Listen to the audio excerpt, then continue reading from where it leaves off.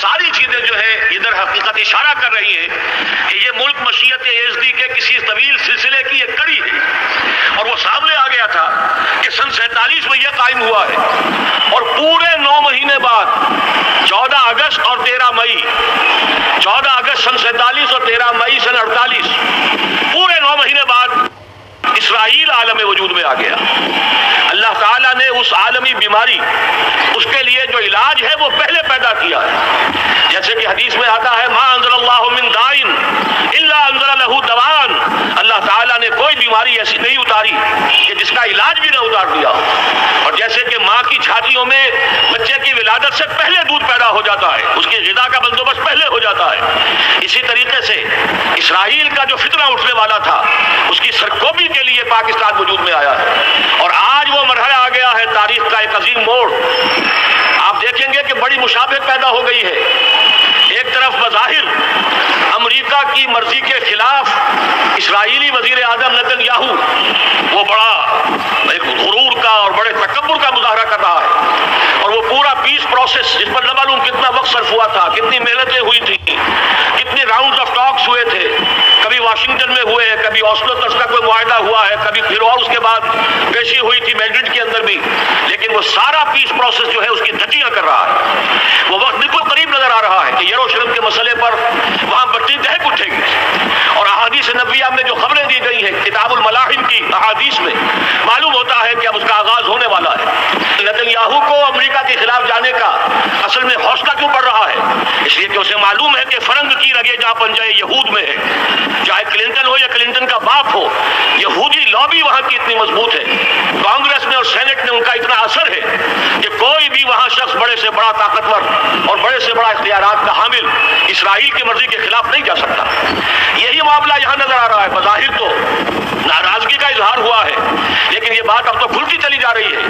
हकीकत यह है कि यहूद और हुनूद का बड़ा गहरा लिंक कायम हो चुका है, और ये भट्टियां आप दोनों तरफ दहकेंगी। मैं इससे पहले बारहा कह चुका हूँ, मिल्लत इस्लामिया तकरीबन 150 करोड़ अफराद पर मुश्तमिल है, लेकिन उसमें से तकरीबन 20 करोड़ अरब हैं। इनको अल्लाह ने खुसूसी फजीलत दी थी। ये थे कि जिनकी जबान में कुरान नाजिल हुआ, खुद मोहम्मद अरबी सल्लल्लाहु अलैहि वसल्लम अरब थे, उन्हें जो फजीलत अता की थी, लेकिन बदकिस्मती से इस दौर में आकर भी उन्होंने आज़ादी हासिल करने के बाद भी अपना किबला दुरुस्त नहीं किया। किसी ने मास्को की तरफ रुख किया, किसी ने वाशिंगटन का रुख किया, अल्लाह और उसके रसूल की तरफ रुख नहीं हुआ। वाकया ये है कि मुजरिम है। दूसरे बड़े मुजरिम 150 करोड़ में से 10%, ये 15 करोड़ मुसलमान हैं। हालिया जो सेंसस हमारा हुआ है उसके बाद अंदाजा हो रहा है कि यहाँ की आबादी 15 करोड़ हो चुकी है। 10% उम्मत मुस्लिमा का मुसलमाना ने पाकिस्तान है, और ये इस एतबार से कि इस्लाम के नाम पर मुल्क बनाकर निस्फ सदी गुजार चुके, लेकिन यहाँ पर इस्लाम का बोलबाला नहीं हुआ, किताब और सुन्नत की बालादस्ती पर ऐलान नहीं हुआ। दस्तूर में सारी इस्लामी दफात मौजूद, लेकिन उसके साथ ही ऐसे खला मौजूद, चोर दरवाजे मौजूद कि कोई दफा भी मुअस्सर नहीं है। ये मुनाफिकत का पलंदा लेकर हम चल रहे हैं इस दस्तूर को, इस दस्तूर ममलकत पाकिस्तान को। लिहाजा वाकया ये है कि ये भट्टी जो है हमारी आजमाइश के लिए आग इब्राहिम है, नमरूद है, क्या किसी को फिर किसी का इम्तिहान मकसूद है?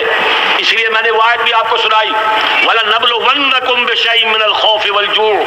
आज की सूरत हाल पर गौर कीजिए, किस दर्जे ये अल्फाज हमारे जो है वो साबित हो रहे हैं और जिस अप्लाई हो रहे हैं। एक खतरा पैदा हो चुका है।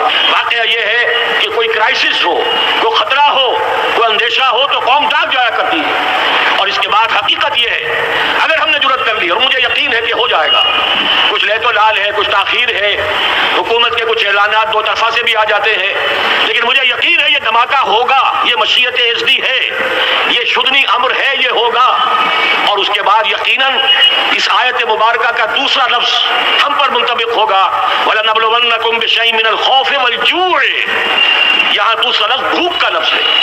हम पर सख्तियां आएंगी यकीनन। अल कुफ्र मिल्लतुन वाहिदा, पूरी दुनिया अमेरिका की ज़ेर सरपरस्ती हमारे खिलाफ खड़ी होगी, हमारे ऊपर पाबंदियां लगेंगी, लेकिन शायद हमारे जज्बा ईमानी को बेदार करने के लिए अल्लाह ताला इसी को जरिया बना दे, और फिर इसके जरिए से पूरे आलम इस्लाम में अवामी सतह पर जो हमदर्दी पैदा होगी पाकिस्तान के साथ, उसके आसार शुरू हो गए हैं। कभी कतर की तरफ से खबर आ रही है, कभी अल इहराम का जो है वहां बात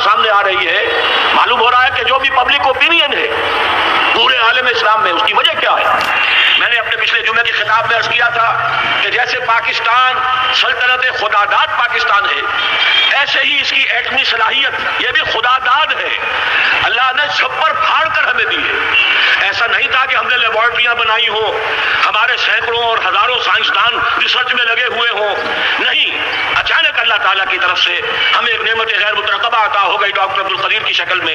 پھر نہ معلوم کس کس ذریعے سے اس پروگرام کو آگے بڑھانے کے لیے جن پرزوں کی ضرورت تھی، کس کے ذریعے سے وہ پرزے یہاں پہنچے. یہ بھی خالص خداداد صلاحیت ہے، اور اس کو سمجھ لینا چاہیے کہ یہ ہمارے لیے ایک فرض کفایہ کے درجے میں ہے پوری امت مسلمہ کی طرف سے. اس کی وجہ کیا ہے؟ پورے عالم اسلام میں کہیں اور یہ صلاحیت موجود نہیں. کچھ ایٹمی دانت نکلنے کا امکان پیدا ہوا تھا عراق میں. آپ کو معلوم ہے کئی سال پہلے اسرائیل کے جٹس آئے اور اس کی ایٹمی تنظیمات کو تہس نہس کر کے چلے گئے. اس کے بعد جو کچھ ہوا ہے خلیج کی جنگ میں، اس کا اگلا پچھلا کھایا پیا سارا اگلوا دیا، اور اس کے لیے جو پابندیاں ہیں شدید سے شدید تر ابھی تک چلی آ رہی. تو اچھی طرح سمجھ لیجئے کہ پورے عالم اسلام میں صرف ایک پاکستان، پوری دنیا میں صرف ایک ملک ہے جو اسلام کے نام پر بنا. پورے عالم اسلام میں صرف ایک ملک ہے جس کے پاس ایٹمی استعداد ہے.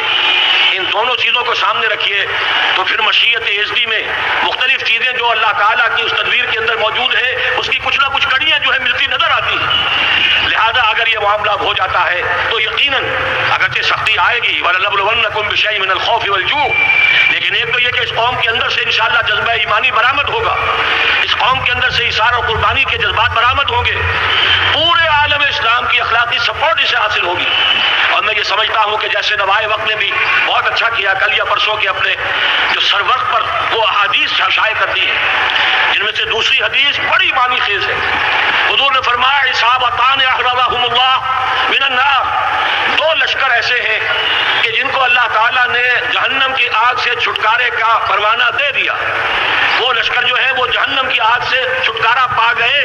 احرزهم اللہ من النار. وہ دونوں لشکر کون سے ہوں گے؟ اصابت یوم الہند، ایک وہ کہ جو ہندوستان پر حملہ آور ہوگا، اور دوسرا وہ جو حضرت مسیح علیہ السلام کے ساتھ جبکہ ان کا نزول ہوگا، اور اللہ تعالیٰ ایک مجدد، اس آخری دور کے مجدد کی حیثیت سے حضرت مہدی کو بھی ہمارے درمیان میں سے اٹھائے گا.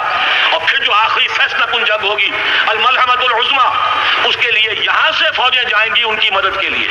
اب ان دونوں فوجوں کو ایک حدیث میں جمع کرنے سے اندازہ کر دیجئے کہ اس کا مطلب کیا ہے.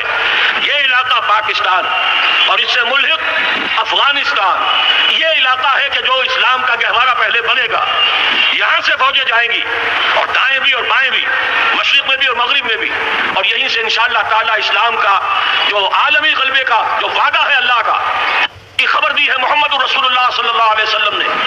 لا يبقى على الارض بيت وبر ولا مدر الا ادخله الله كلمة الاسلام.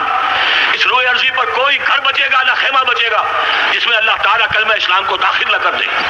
وہ حدیث کے جس کے بارے میں فرمایا گیا، حضور نے ارشاد فرمایا، حضرت ثوبان سے روایت ہے کہ اللہ تعالیٰ نے میرے لیے ساری زمین کو سمیٹ دیا. ان اللہ زوالی الارض فرأیت مشارقها ومغاربها، میں نے زمین کے سارے مشرق دیکھ لیے، سارے مغرب دیکھ لیے، لیکن یہ جان لو ان امتی سیبلغ ملکها ما ذوی منها، میری امت کی حکومت ان تمام علاقوں پر قائم ہو کر رہے گی جو پوری زمین کو لپیٹ کر مجھے دکھا دیے گئے.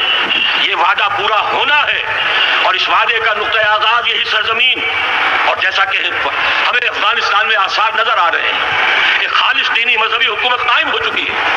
افغانستان کا 80% علاقہ امن کا گہوارہ بن چکا، علماء کی وہاں قیادت ہے اور حکومت ہے. یہ پاکستان اور افغانستان مل کر، جیسا کہ آپ کو یاد ہوگا میں نے جب تجویز پیش کی تھی کہ حکومت پاکستان فوراً تسلیم کرے طالبان کو، اللہ کا شکر ہے، میں سمجھ یہ نہیں کہتا کہ میرے کہنے کی وجہ سے ہوا، لیکن بہرحال اللہ کا فضل ہوا کہ چند دن کے بعد ہی حکومت